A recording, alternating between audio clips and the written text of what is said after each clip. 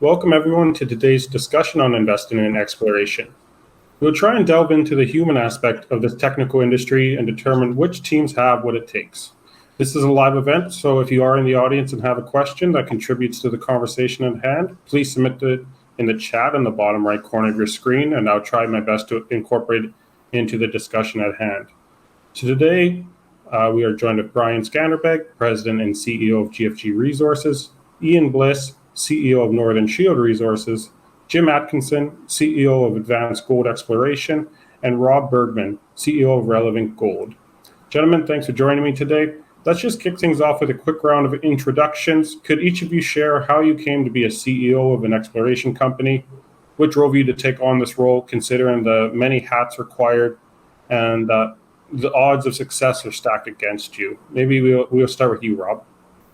Sure. Yeah, well, thanks for having me today. I'm happy to join this panel with some of our colleagues here in the industry and looking forward to the discussion. As far as kind of what drove me into the CEO role at Relevant Gold, it really was a natural progression in my career. I had been working on the private side of the industry for a long time, building a number of profitable businesses with our co-founder, Brian Lentz. One of which is one of the kind of top tier exploration consulting groups in North America, servicing a variety of majors, big rock exploration.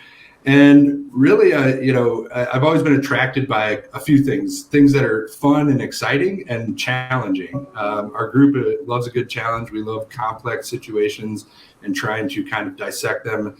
And so moving into Relevant Gold, there was a thesis and opportunity there that really just couldn't be ignored and was something that we really wanted to pursue, take some big swings, and we're doing that now. And so, again, kind of with my career path, it was an obvious and natural progression after leading a number of businesses in the private side and evolving into a big thesis in Wyoming with Relevant Gold. Thank you for that, Rob. And Brian, how did you find yourself the CEO of GFG Resources? Yeah, I'm a team player, really. And I think when I think of GFG's path and why we set up GFG in my role as CEO is really just a desire to work with a team I really enjoy and do it from where I think my base is with my family. And Saskatoon's home. And ultimately, GFG was a platform set up so I could apply technical work, a desire for discovery, technical talent, and pair that with the business aspects that are required to fill the CEO position. So we just find the blend between capital markets and the strategic side and the technical aspects of running an exploration company really ideal for someone like myself. So right place, right time, and we had a good track record having ran flowed resources before, made discoveries, put them in production, and sold the company. So there was enough people behind us that were willing to support us when we founded GFG, and ultimately we all do what we do because of a desire to work with people we enjoy and really drive discoveries. So it's a little bit about my path and why I became CEO. Thanks for sharing. And Ian? Yeah, well, in my case, it's nothing deeply philosophical or scientific. My father was a geologist, so I was very familiar with the geology, mining, and exploration world, having been born in the bush in Southern Africa. But at that time, I've been working in Greenland for about 7 years or 7 seasons, and each season I was spending 3 to 5 months sleeping in a pub tent, which I was getting a little bit tired of. And I was also reasonably successful at finding mineralization, generating targets and projects for the company I was consulted to, which was really the Danish government. So, so after 7 or 8 seasons in Greenland, I figured, well, why not? If I can find this for others, why not find it for my own company, my own shareholders? And so that was one of the motivations, and not having to spend the next 7 years in a pub tent. And so I generated some targets on my own in Northern Ontario, some PGEs, which is really my background, having my father's background too, and a few kimberlite targets. And I remember taking my father up to Northern Ontario to stake a claim, and the idea was to stake the claim. At the end of the day, we'd do a traverse across. It's a magnetic target, which we thought was kimberlite. And then on Monday, I'd go to Toronto and meet with Modern Pros, the predecessors of De Beers, and sell the project to them on Monday. And so there's one thing I learned after 25 years: it takes a lot longer to go from a staking a claim to discovery and sale than a long weekend. But my enthusiasm hasn't waned, and whether you're a CEO, a geologist, a prospector, a technician, or a shareholder, I mean, who doesn't like a giant detective game, which is what exploration is? And you don't only have the satisfaction and the reward of putting the pieces of the puzzle together and finding the treasure, so to speak, finishing that detective game, but hopefully there's a financial reward at the end of that. And as I say, who doesn't like a giant detective game? Certainly. And Jim? Well, I was, after I retired from a mining company, I was doing exploration for them and then sort of flopping around, and I ran into a guy that needed some help with a private company that he had called Talisker Resources, and Talisker was in a bit of trouble. They did have a small gold resource in the Wawa area, about 250,000 ounces, but they only had 500 hectares, I should say. So they asked me to come in and help them out. The first thing I did was expanded the land position to 10,000 hectares and sort of made it worthwhile to have a go at, and then sold that project to Angus Gold, and distributed shares and cash to our shareholders. And then we decided, well, we still have the company, let's take it public. So we went through the hassle of going public and became Advanced United Holdings, and then last year we decided to change our name into a gold company. So I've been 50 years in the business, and I never really wanted to be a CEO, although I enjoyed doing it and I think I'm pretty good at it. But anyway, it just sort of happened that way, going from being a technical person into a person that has to apply other skills and work with other people, and that's just sort of how it happened, and that's how I got where I am. And Jim, we'll go in reverse order, and work with other people. The question we're trying to cover today is what teams have what it takes. So what do you look for when you're trying to assemble a team of an exploration company? Yeah, I think a good team needs 3 or 4 different characteristics. They need a technical person, of course. I think they need a cheerleader, that what I would call a marketing person, and I'm very happy to have 6 working with us on that. They're doing a great job of that. We also need a finance person, either someone who can control the finances, like a CFO, because as geologists, we tend to not understand about budgets, but anyway, that's why you have a CFO. And I think also you just need some people who have connections in the business. And I think that would be a pretty perfect team if you had all of those things. The important part of it initially, of course, is the technical side. But once you sort of get the technical side worked out, in other words, you have some good projects and you're working on them, drilling and doing whatever, developing models and all the things that good technical people can do, then you need help on the other sides, the marketing, the finance part of it, meeting with people. And so it takes that kind of a team, I think. That's kind of what we've put together, and I'm pretty happy with the way that's going. Now, there's still a crappy market out there, but I think we're moving towards something that's going to get a little bit better. Thank you. Ian, do you have anything to add on to that in terms of team? Yeah, I mean, I think obviously, you start from the ground up, and that's a geologist. And when it comes to geologists, I call the 2 Ps. I wanted to see them very principled and very practical. And as a geologist, in the exploration world, you really got to be practical. I mean, showing me a list of 20 research papers on uranium strontium ratios of biotite is probably not going to catch my attention on its own. And you must show a strong practical application of your geological knowledge and a respect for that science in here. And any geologist has to be more than just a geologist in this day and age. It's a lot more complicated. You got to be a jack of all trades. A geologist on the exploration front. Somebody in the forefront of community engagement, health and safety, logistics, budget, everything. So you need your geological staff to be really a jack of all trades. But what you want to see is from all of them is a drive to be part of the discovery, part of the success, and wanting to contribute to that. It's just not a 9 to 5 job. You want them energized to be part of that success. But building his team is more than just putting the blocks into place. It's growing that. And I mean, Jim was talking about CFOs. We very early on, we took our CFO up to some of the remote exploration sites, not only to show him how the money was being spent, but for him to understand the difficulties we're going through and learn our language. And so he became, a part of the team as well. I took a lot of their early hiree, their young geologists to broker meetings so they can see the other side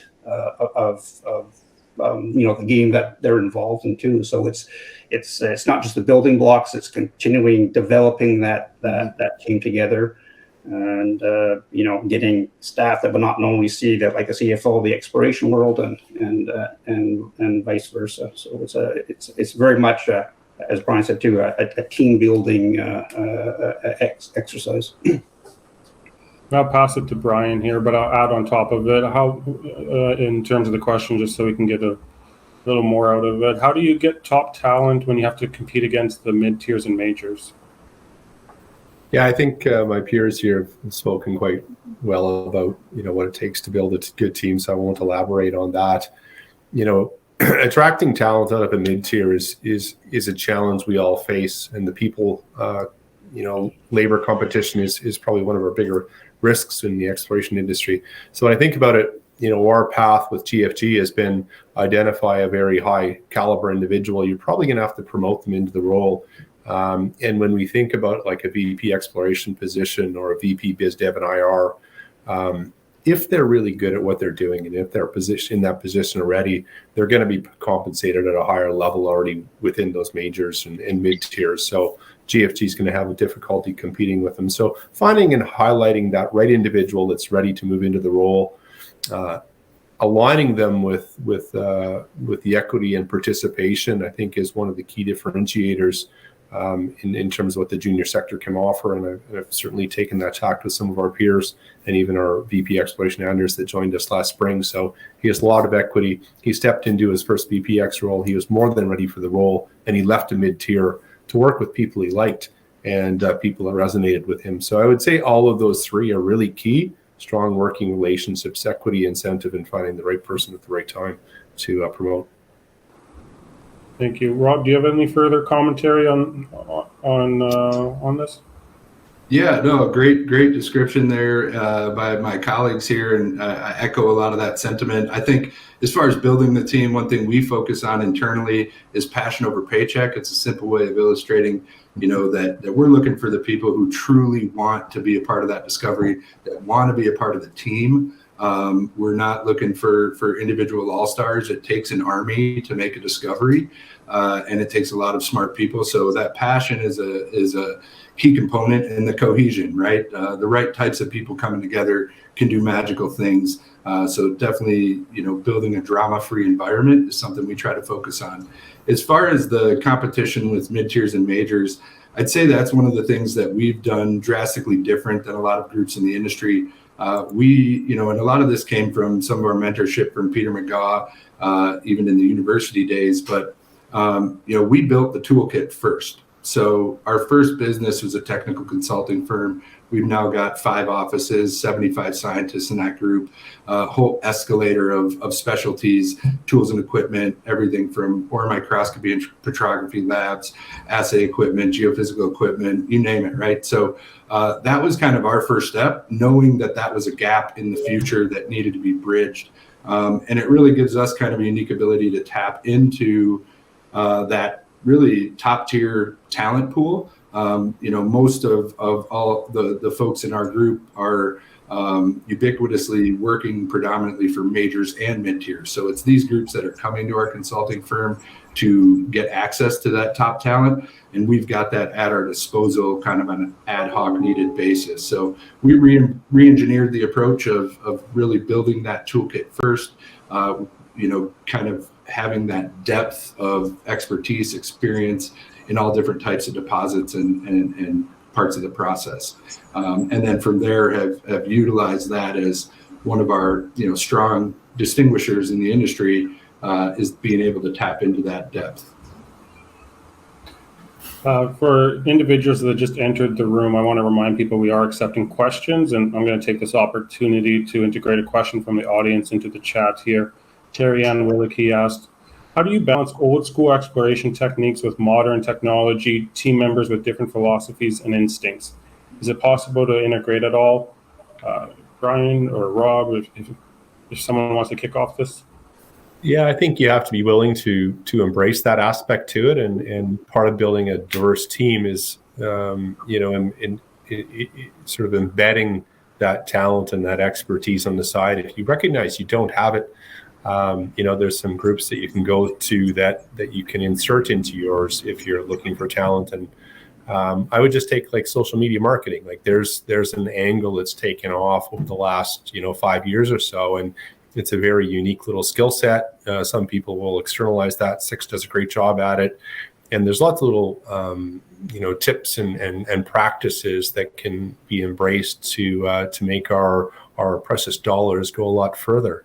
So I would say embrace some of that new technology, understand, how to achieve it both in-house and externally.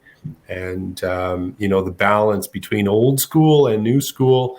I think if you remain old school and don't move forward, you're destined to be irrelevant. I think where the old school comes in is I would call it the sort of due diligent aspects of it. It's very good to make a beautiful model in the computer room in the office, but you have to go out in the field and do some work to make sure that it's real, make sure that you're actually representing what's out there. And I see this all the time with geophysics. Someone will do a geophysical survey, do a nice interpretation, go and drill a couple holes and get some answers that they didn't understand. They should go back and reinterpret the geophysics. And with the modern kind of tools that we have, you can do that. Back in the old days, when you did a geology map, you had to color the damn thing. Now, if you do a geology map and you find something's wrong, you just do it over. It takes 5 minutes. And I think that's where I really think the modern technology, if you want to call it that, is really valuable. Is the sense of it saves you time on things. It saves you time on changing your mind, redoing interpretations, redoing models. All that stuff is really where it helps a lot. And you're right, Brian, on the marketing side, digital marketing is something that we didn't even think about, as you said, 5 years ago. So, that's something that I think, is become very important as well. We're just getting the word out there. We said this before we came on, about how one of the things we have to do is trying to educate the public about what it is we do, why we do it, how we do it, and how it's going to affect their lives. And I know some of the organizations, Canadian Mining Association, prospectors, and developers, are working on that, and they're using modern, sort of marketing, digital marketing type technology to get that out there. And I think that's an important aspect of sort of the new technology that we can use. Yeah, I think another. Oh, sorry, Ian. I was just going to say, I think the critical, component of that question, Terry Ann, is balancing. How do you balance it? I think if you can balance it appropriately, that's where the magic happens, right? Mm-hmm. It's this collaboration and communication is really what is necessary to break down the barriers of old and new. We've got a trademark slogan, "New Eyes on Old Rocks." And Dean Peterson, one of our technical advisors, says, "I'm the old eyes on old rocks." And the reality of that is it's finding the balance is actually kind of where the magic happens, right? Is where you get some of the younger mindset of technological advances, how to manipulate and interpret data in different ways. And then, as Jim said, you get the deep knowledge of been there, done that, seen it a million times before. And when those things come together, that, in my opinion, is really where some exciting things can happen for groups. Yeah.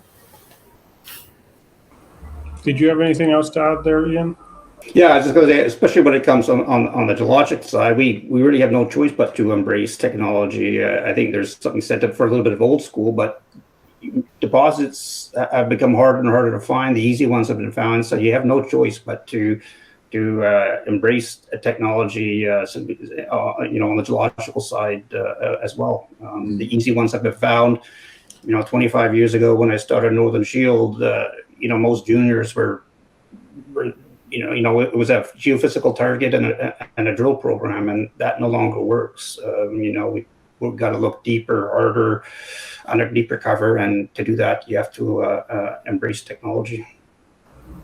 Definitely. Rob said something. It's like a balancing act between old and new. There's also a balancing act in regards to capital allocation through marketing efforts and how much goes into the ground. How much should companies really rely on showcasing results, and what is the level of importance of a well-crafted narrative to effectively communicate their vision? How do you strike the perfect balance here? Maybe Rob, you can start this one off. Sure. Well, I think that the balance is really dictated. The driver to what is in balance is dictated by the markets. I think the market conditions are a component of where and when you balance things from capital allocation, from the marketing perspective, and the exploration side, because we're all driven and at the kind of the whims of the market as far as capital raising, financings, equities, things like that. But ultimately, I think that the results, this is what we're doing it for, right? Ian described it as we're treasure hunting. The results are really the key component of, we have an idea, we have a model, we're going to go test that model. If we're right, this is what we're hoping to see. That the results really are going to amplify, kind of, was your model accurate, or were the inaccuracies surprising in a good way or a bad way? Right? The geophysics example is an obvious one where we get a shiny red dot and put some holes into it, and it's not always exactly what we would think or hope. So I think that the balancing act of capital allocation is, the component is important, but the results themselves, this is what our shareholders are in it for. This is what we're in it for.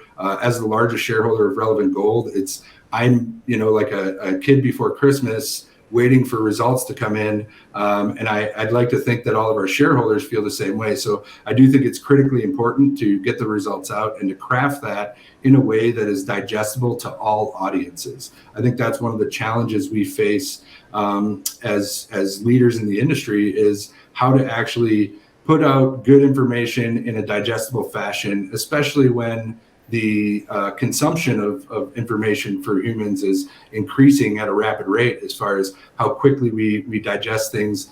So I think the craftiness and the wordsmithing and how you approach your press releases is critically important. Yeah, you bring up a good point in regards to press releases. I had a question prepared for that as well, because how do you construct this? What are the best practices for this day and age in regards to crafting a press release? Maybe Ian, you can start this one off. Well, I can tell you it's a very difficult balancing act there too, because on more than one occasion I've had our chief geologist adamantly deny, worrying that I had drafted in a news release based on the grounds that it was too promotional or insufficient geological, backing. And then if I had directors who have a technical background tell me the news release is too technical and won't be understandable to the retail audience. So it's a delicate balancing act. And I think about more and more going forward, technical aspects need to be brought into news releases, because it sort of opens up your market. I mean, you have your retail market, but you also have other mining companies, analysts out there, and they want to see more of a technical description rather than too much of storytelling. But it is a very delicate balancing act. We tend to lean more towards the technical side, and I think partly advanced projects are more easier to describe, especially if you're doing sort of infill drilling or definition drilling, where the earlier the story is, the earlier the project is, there's a lot of variables there that have to be brought across to the shareholders, and so it's a very delicate balancing act, especially with the early stage stories. You're trying to get the technical aspect across, in an understandable way. But it's but sometimes you have too much technical, and sometimes there's too much storytelling, as my chief geologist keeps saying. Yeah, I think, and just further on Ian's point, I really agree with that. One of the things that I find really annoying is you'll get beautiful pictures in the press release of something with lots of red dots and lines and all kinds of colors, and really has nothing to do with what's being described in the description. Or, for instance, there's no description of why the drill holes were put where they were, or there's no description of how that's relevant to what they found. So I agree with what you're saying, but it needs to be thought about very, very carefully so that, what goes out there is something that's understandable and logical and really makes sense for the story you're trying to tell. It doesn't help to put out a geophysical survey that has nothing to do with the lithium deposit you're looking for or whatever. Or if it does, please explain why it does. And those are the kinds of things that I think I find annoying. Yeah, I would go one, a little different tact and say, recognize that those that are reading these releases are probably in 6 or 8 different baskets. So when we look at our press release, we try to structure it such that if somebody wants to stop and has no time to read it, we're going to give them the title and the 5 points right up front. And that's the message to take home. Even if they stopped at the title, they're going to get it. If they read the first 5 bullets, they're going to get it. And if you read my quote, it's going to be the so what, and that's the right after that. Yeah. And if you want the technical detail, which many do and many don't, we're definitely cognizant to put that later in the release to have it there for those that want it. So I think it's a real balancing act, and we've played with this and toyed with this with GFG. But I think most individuals that read these press releases don't necessarily take the time to read them all. So we're cognizant to give them what matters up front, Right. And really answer the so what. And I think Jim and Ian, you guys both mentioned this. Somebody needs to walk away after reading a release and say, what are these drill results, geophysical data, soil samples? What does it mean to the company or to the investor? Yeah. I liked what you said there, Ryan, in regards to the format of the actual press release. Anyone else have any commentary, or is that the blueprint? I do like that bullet point quote, all right in your face at the beginning. But if anyone else has any tips, I agree with that. I echo the same sentiment. We're a headline society. People scroll, they get their news from what the headline is. Unfortunately, that is often the case. But, echoing what Ian said, I think the technicals are also critically important for a specific type of audience in the sector. And so one of the methods we've been utilizing, and, quite honestly, I'm always open to feedback on it, is we'll embed a lot of links to the details. So, we'll give you the quick summation that's a bit more digestible to a broader audience. But for those analysts and those technical groups, the majors and the scientists out there that want to say, okay, they want to know, what's the details behind the story. We've embedded some of that supporting material through our website into the news release itself to at least just provide that platform of research. And I think, I'd argue that if people are digging that deep into your news releases, then that's also a really positive thing. Yeah.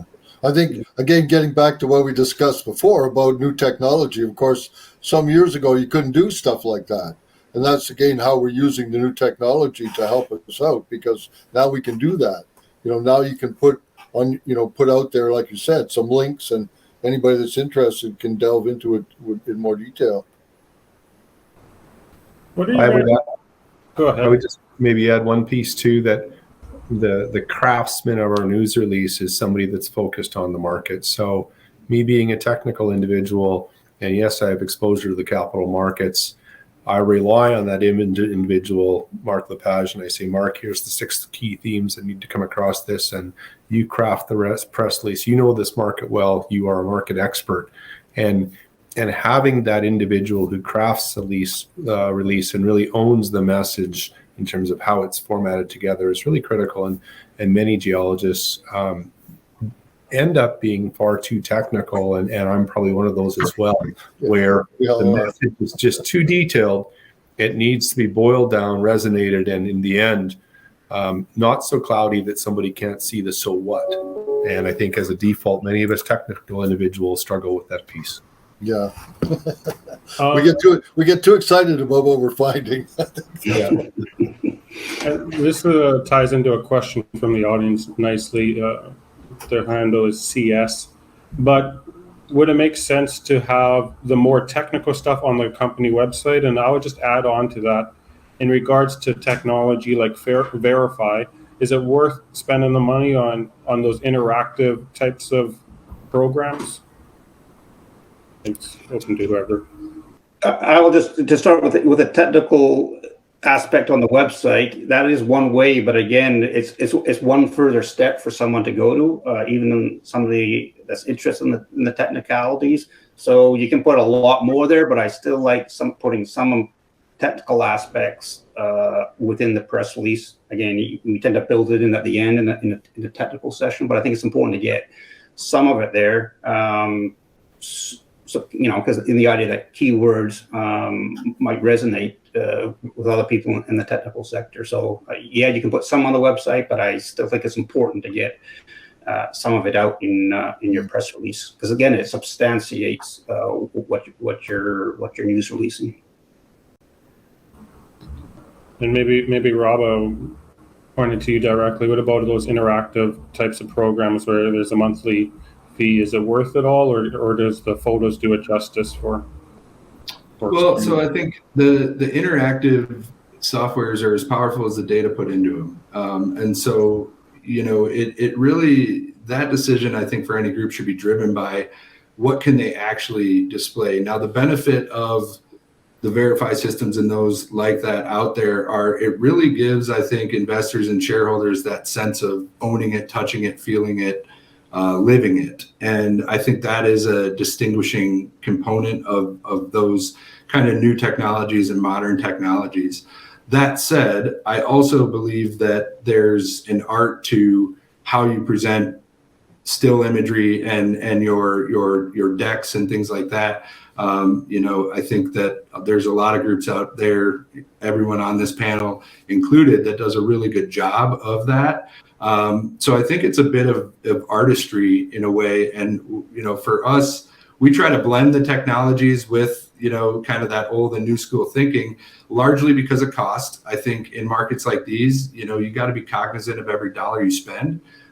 So again, if the data is not robust enough to make a program like that really go to work for you, then it's probably not worth the investment. But it doesn't mean that isn't a great way to illustrate prospectivity and information, because again, it's that touch it, feel it, hold it thing. I've seen a lot of virtual site tours. I personally love that as a geologist, looking at other companies and our peers in the group all the time.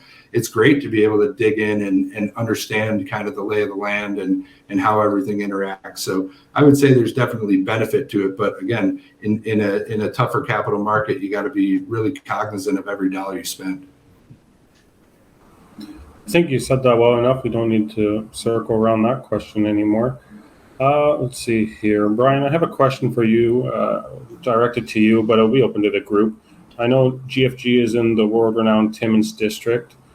If an exploration company were to hit it big, being an exploration company, an exit strategy should always be something you're prepared for, right? How do you view the most value creation opportunities for a company that hits it big? Is it all market dependent? I guess the key word that maybe I can take out of that is value and definition of value.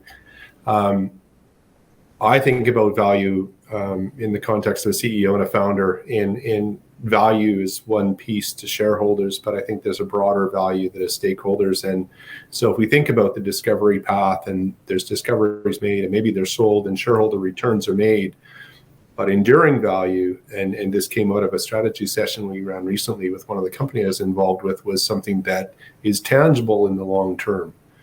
And you can see examples of that where you found a mine, you've created immense shareholder value, your employees have won, your communities have won, and 10 years later you can look at that, back at that asset. And I'll take Claude as an example, which is a company I was involved with. We sold it 7 years ago. 7 years down the line, everybody's got a great pension. There's a 10-year mine life. They're making new discoveries all the time, and they're owned by mid-tier. And it was a win-win-win all around. And both shareholders won well out of that too.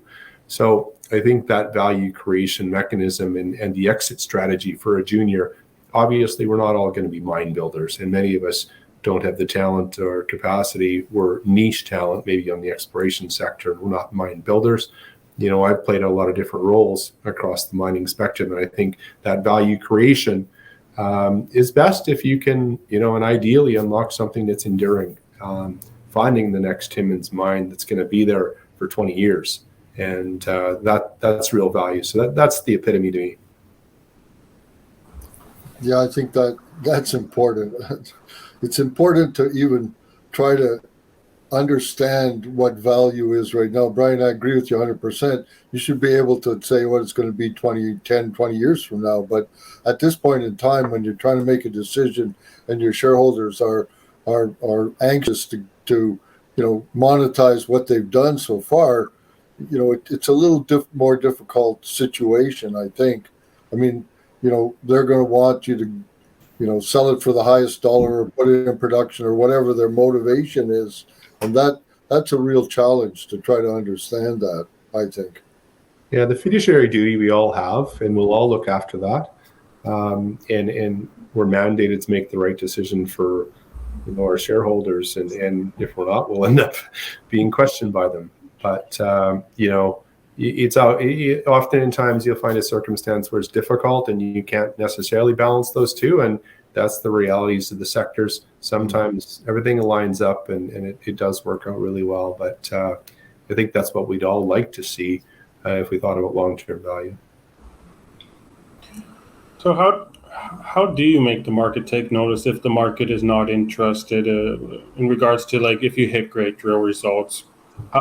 How do you let the market take notice of it? Maybe we'll pass that to Ian. Well, I think you got to prepare them with a background, prep the audience with the results, because results, even if they're spectacular, sometimes they're not meaningful, especially in these type of markets. And obviously, the more spectacular results, the easier just to get the message across. But they're very rarely in that bracket. So I think the key thing is to put some context into your results. Make sure your shareholders, prior to the results coming out understand, the objective of that drill program, the surrounding geology, and all the understanding, so that you need context for drill results, whether they're good or bad. And I think prepping your audience is a key ingredient of that, especially in these markets where it's tough. Make sure they understand the objectives here. Rob, when I saw that you would be joining the panel, I know you have a very successful consultant business with Big Rock Exploration, and you probably worked with many different outfits over the years. Have you noticed certain teams that are set apart from others, and how so? Yeah, honestly, I think the teams that really stand out are the ones that check a lot of the boxes we've already discussed on today's panel. The ability to collaborate, to put it simply, to collaborate without ego, which is incredibly challenging, especially in a technical audience or a technical team. And the groups that have a demonstrated ability to raise capital and then execute and follow through with their plans. Those are the groups that have always stood out to us on the consulting side. And I think that, a lot of it really stems from the ability to work as a team. And that's that kind of collaboration component. I've worked with a number of groups throughout my career that have all the recipes, all the components of the recipe, maybe except for the chocolate chips to bake the cookies. But they end up, not really being able to get to where they're really trying to go on the execution path because of the internal silos and barriers that are built. And a lot of that's built, subconsciously. And that's where I think leadership is important. And good leaders help to foster good relationships, good collaboration, and understand the reality that we're all a link in a chain, and without one of those links, the chain is broken. So, Brian and I have always looked at things with a flat-lying hierarchy and really just that team component collaboration. And I think the groups that really illustrate that seem to be the ones that continue to stand out and continue to rinse and repeat over and over again in this industry. Thank you for that. Jim, you've been in this industry for over 50 years. Is there any questions I missed? I think this is a pretty all-encompassing conversation, but I think so. The one thing that I always like to tell everybody is, yes, I have been in the business for 50 years.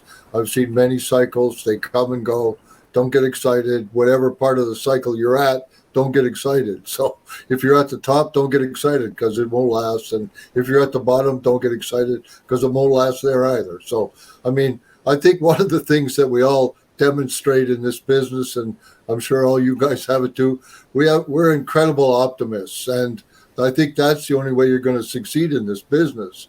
You have to be the guy that's going to walk over that hill or dig the hole a little deeper or look behind that tree, because that's the only way we're going to succeed. And, the optimism, I think, is what's kept me going for all these years. Right? So I think that's it. That's really all all that I think I can really add to it is it's a cycle. Don't worry. It'll go away. no, that's a good way to end this. We do have a few minutes left, so we might as well do a little 1-minute elevator pitch of each of your companies, what to expect for 2024. Ian, why don't we start with you? What can people expect of Northern Shield coming this year? Well, the properties that being explored for epithermal type gold mineralization and porphyry copper, the focus is the epithermal gold has a tellurium associated with it.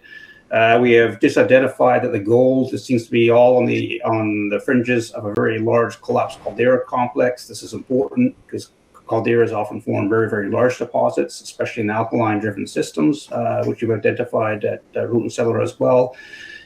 Drilling late in the season last year, a small program, 8 holes, 7 out of the 8 holes hit epithermal gold mineralization, the very tops of these structures. And now we see the geophysics, particularly the IP, extending to the depth. We see a vast network of IP targets that now link up with some of the other showings within the property. So a very large footprint developing. It's about 2,000 meters long, 800 meters wide, between the IP and the surface showings and the drill results. And so we look forward to getting back drilling, probably shortly after PDAC. We're supposed to be back there last week with a lot of snowstorms in Newfoundland. That's put the delay on. But it's the scale of the system now that's beginning to draw attention in the epithermal world, not just the grades that we've been having. And I think it's going to be a very exciting year to start drilling off this large network of IP targets. Thanks for sharing. And Jim, what can people expect from Advanced Gold this year? Well, we have 2 areas where, when it's interesting, Ian's talking about epithermal mineralization. One of our project in South Carolina, which is pretty much in the same Avalon tectonic system that he's dealing with in Newfoundland, has just we've just had some discoveries of epithermal gold there. And one of the things that's starting to emerge from the Carolina gold belt where we are, like Hale is a large mine there. And what they've now started to develop is the feeder zone, the high-grade feeder zones for low sulfidation epithermal systems that they've been mining there. So we have similar geology on some of our properties. And as you mentioned about the alkali systems on our property, we have something which is called the Faulkner pyrophyllite alteration, and it's just solid pyrophyllite and has never really been explored. And again, when you're dealing with these alkaline systems, you have totally different kinds of alteration at surface. So we're pretty excited about that. The property already has some resources. We'll be drilling off that a little bit. But I think that's one thing that will get us excited this year. And the other thing is our property in the Kirkland Lake area, which is a bunch of veins with gold in them, typical situation. The interesting thing about that one is that it sits in the middle of a swamp. The only thing that's ever been explored there is the small outcrop where the quartz veins are. And last year when we did some drilling, we actually uncovered some altered porphyry dikes up to 18 meters wide, which have anomalous gold, which have never been explored and never followed up. So we'll be starting to get some exciting information from those two systems, I think. Thank you. And Brian, what about GFG? Yeah, our focus has been in Timmins for the last 5 years, and we own about 800 square kilometers in this belt in 3 large land positions, Pandora and Gold Arm. And this hosts a spectrum of targets right from initial concept stage all the way to something that's more developed and moving towards a resource stage like Montclair. In 2023, we drilled about 7,000 meters. We had great hits moving to depth. Economic intercepts along mineable structures that are starting to show some scale and consistent with some of the big systems in Timmins. So we're excited with Montclair and following that up. There's a secondary system called Aljo. Looks very interesting. It's 30 kilometers away in the same land position.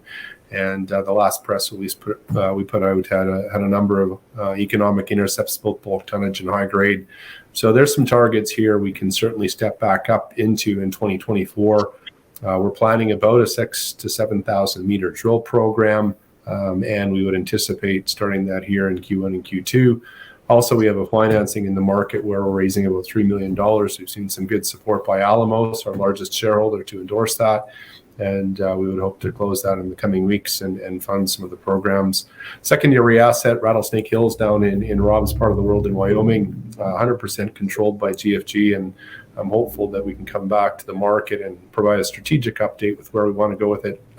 We are undertaking a strategic review with that asset, and I'm optimistic we can find the right partner or process to advance it and leverage some success that we've had down there, find the right partner or right path for the asset. So 2024 should be a really exciting year for GFG. Thanks, Kyle. Thank you. Excellent. And Rob, take us home. Yeah, well, at Relevant Gold, we're really focused on defining a new mega district in Wyoming, specifically with connections to the Abitibi. And, we've been very diligently and systematically developing our portfolio out there. In the last 2 years, we've really finally got some drills into our initial targets. We've got some great results, proven up a couple of large fertile orogenic systems there. Again, these are near vertical systems, just like you see in the Abitibi.